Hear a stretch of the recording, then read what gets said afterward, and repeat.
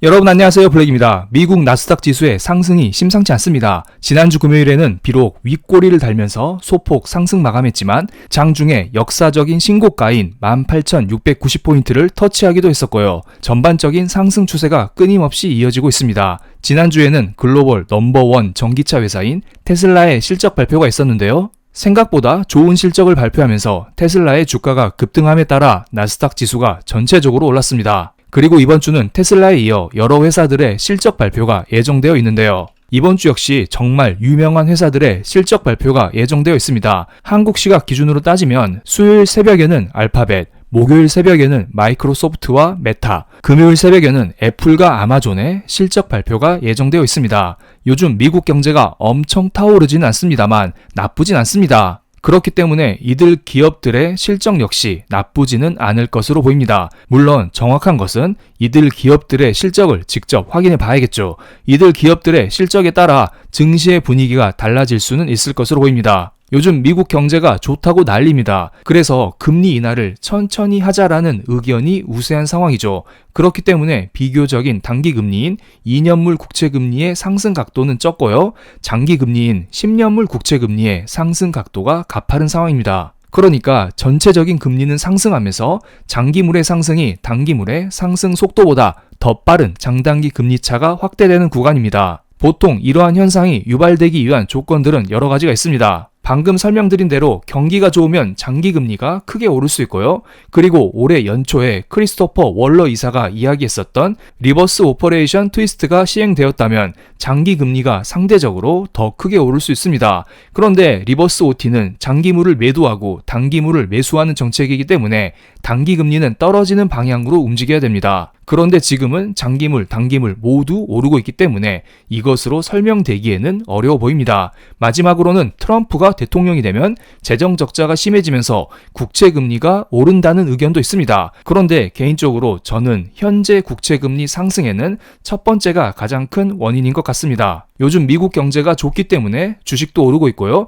물가도 생각보다 잘 안 잡히고 있습니다. 그러면서 10년물 국채에 대한 텀 프리미엄이 0.4%까지 올라가 버렸습니다. 그러니까 미국 정부에 내가 장기적으로 10년 동안 돈을 맡기면 단기물 대비 0.4% 정도는 더 받아야 한다는 프리미엄이 쭉 올랐다는 것입니다. 그만큼 불확실성이 커졌다는 증거라고 보시면 됩니다. 요즘 미국 물가가 슬슬 다시 올라가고 있죠. 그러면서 중립금리가 올랐다는 이야기도 이것과 일맥상통한다고 보시면 됩니다. 일반적으로 기준금리라는 것은 하루짜리 금리라고 보시면 됩니다. 그러니까 은행 사이에서 하루 동안 돈을 빌릴 때 지불해야 할 이자라고 편하게 생각하시면 됩니다. 그리고 기간이 길어질수록 금리는 점점 높아지게 됩니다. 쉽게 예를 들어 설명을 해보겠습니다. 여러분이 은행에 돈을 맡기려고 한다고 생각해 보겠습니다. 요즘은 어플로 예금을 다 들 수가 있거든요. 1년짜리 예금과 2년짜리 예금 금리를 비교해보면 2년짜리 예금이 이자를 더 많이 줍니다. 은행에 나의 돈을 2년 동안 묶어야 하기 때문에 상대적으로 더 많은 금리를 받을 수 있는 것입니다. 국채도 마찬가지예요. 미국 정부에 돈을 빌려줄 때 돈을 맡기는 기간이 길어질수록 금리가 더 높은 것은 사실이고 현재 2년물보다 10년물 국채금리가 더 높은 것이 정상적인 상황입니다.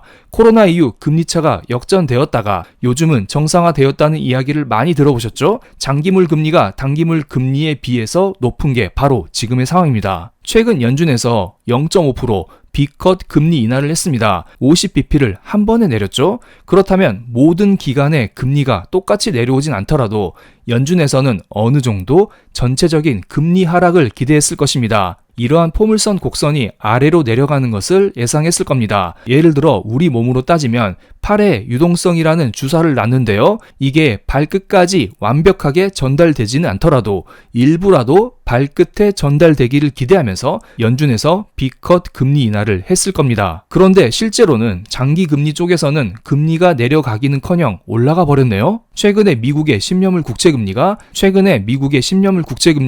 4.23%까지 올라갔다는 기사가 있잖아요. 영상 초반에 이야기 드리기도 했었고요. 연준에서 팔의 유동성을 주입했는데 발끝에서 새로운 문제가 생기면서 발끝에 유동성이 공급되기는커녕 무언가 이상한 현상이 벌어진 것입니다. 파월 입장에서는 매우 당황스러울 것으로 보입니다.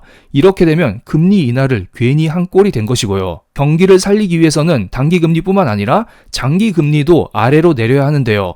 오히려 장기금리는 파월의 예상과 달리 위로 튀어버린 것입니다. 원래 국채금리가 상승한다는 것은 증시 입장에서는 두 가지 의미가 있습니다. 첫 번째는 미국 경제가 좋다는 것입니다. 그렇기 때문에 미국 증시가 오를 수 있는 근거가 될 수 있겠죠. 지금 현재 상황과 비슷하다고 보시면 됩니다. 그리고 두 번째는 국채금리가 너무 많이 오르게 되면 기업 입장에서는 조달금리가 높아질 수 있기 때문에 증시가 결국에는 조정을 보일 수밖에 없는 것입니다. 이것에 대해서 제가 네이버 프리미엄 콘텐츠에 정리를 드렸었는데요. 네프콘 글을 천천히 보시면서 여러분께 이어서 설명을 드리겠습니다. 지난 주말에 빅테크만 상승하는 시장, 쏠림 시대에 변곡점이 올 수 있다라는 제목으로 글을 하나 올려드렸습니다. 초반부는 이렇게 넘기고요. 중간에 중요한 부분부터 설명을 드리겠습니다. 이렇게 내리다 보면은 재미있는 그래프 하나 보여드리겠습니다. 과거에는 10년물 국채금리가 4.25%를 상회하면 증시 조정이 어김없이 왔었다는 이야기입니다.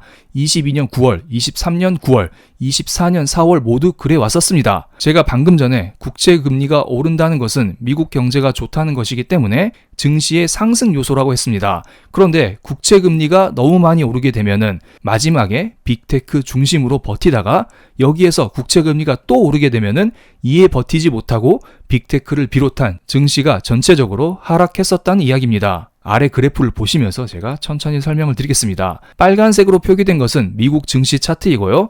녹색으로 표기된 것은 미국의 10년물 국채금리 차트입니다. 미국 증시를 국채금리 하나만 가지고 설명하는 것은 오류가 있을 수 있습니다만 여기에서는 편의상 10년물 국채금리 하나로만 설명드렸으니 이 부분은 감안하셔서 보시기 바랍니다. 먼저 국채금리 기준으로 볼게요.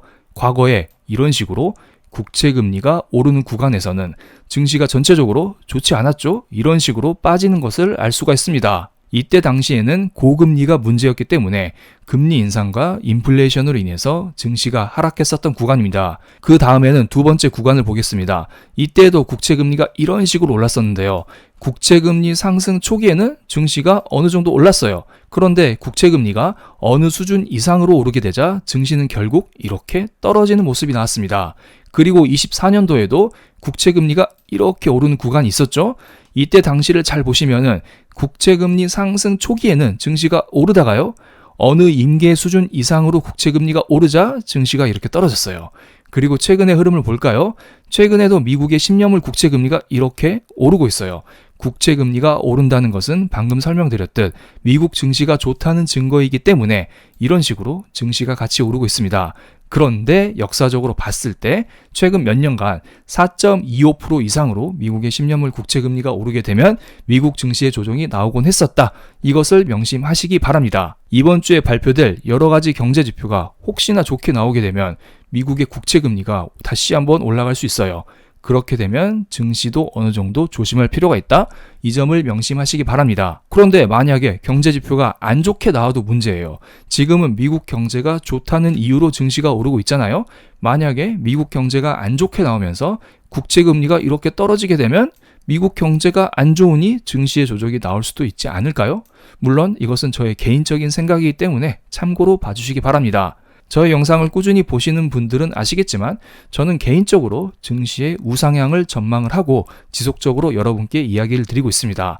하지만 이런 식으로 중간중간 변곡점이 올 수 있다는 점은 명심하시면서 투자를 하시기 바랍니다. 해당 네프콘 글의 링크는 아래 고정 댓글에 남겨드릴 테니 참고해 주시기 바랍니다. 해당 글은 오늘 하루 동안만 무료로 공개를 드리겠습니다. 그리고 주말에 나온 소식 하나 공유드리겠습니다. 바이든 대통령이 미국 최초로 AI 안보각서에 서명을 했다고 합니다. 즉 AI를 핵무기처럼 미국의 전략 자산으로 지정했다는 소식이 있습니다. 그래서 설리번 미국 국가안보보좌관이 국방대학에서 정부가 핵물리학, 우주탐사, 개인용 컴퓨터, 인터넷 개발의 초기 단계부터 중요한 역할을 해왔지만 AI 혁명에선 그렇게 하지 못했다면서 이번 각서는 미국의 국가안보를 증진하는 차원에서 AI의 힘을 활용하고 위험을 관리하기 위한 최초의 전략이다. 이런 말을 했습니다. AI를 대놓고 키우겠다.